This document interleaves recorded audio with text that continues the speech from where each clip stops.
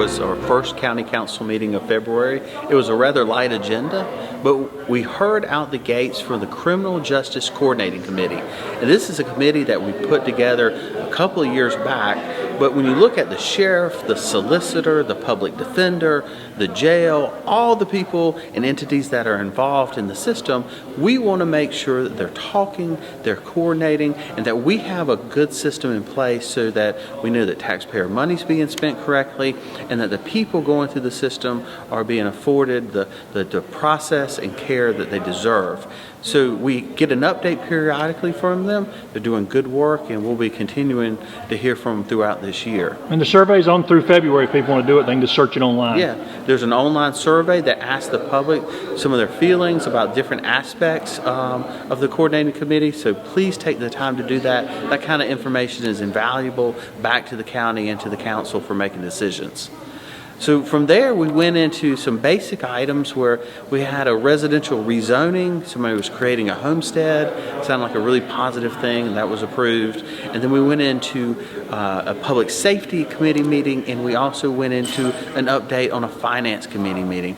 I'd probably say the highlight of the public safety committee was a follow-up update from our sheriff's department on body cameras.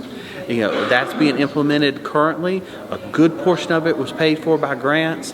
It's become an expectation that a modern police department has this in force. And we're proud to say that Anderson County is ahead of the curve, that we're implementing this, we're doing it the right way, and it's going to protect the officers, and it's going to protect the citizens also. And a lot of people are interested in the animal ordinance slight change. Yeah.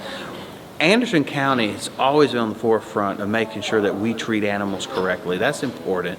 And what we wanted to differentiate was between items that people needed to be educated on the best way to take care of their animal versus criminal neglect where people were really doing some horrific things. So we wanted to make sure that our ordinances allowed the officers to differentiate between taking something to the magistrate's court, the general sessions court, or be able to educate the citizen on how to do better. But that's a positive item that came out of the Public Safety Committee. That's just an ongoing continuation of Anderson County being in the forefront of working well with animals. So I would also say from the Finance Committee, some of the items of note were we helped approve what was already in the budget for the Veterans Affairs Committee, but we have been hearing from our veterans, and Anderson is a veteran-rich community, but we had some veterans that were having a hard time getting to the local clinic. Because if some veterans were going to Dorn in Columbia and the timing of them getting back, other veterans were not able to get rides to the local clinic. So in the county budget, it was approved within the Veterans Affairs to have a new van that's going to allow them to have better access to health care. So that was a positive thing that was of note from that committee. Otherwise, there was a joint industrial park resolution, which is an economic development paperwork item that we work with on Greenville, but it was a positive meeting. But expect it in the next couple of months to really pick up because we're entering budget season.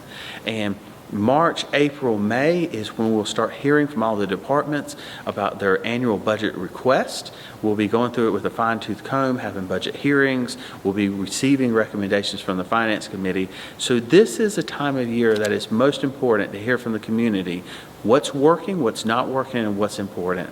So we'll move on to our second meeting in February. As always, we encourage you to reach out to your council member. We encourage you to attend, and we encourage you to watch online. We really appreciate it.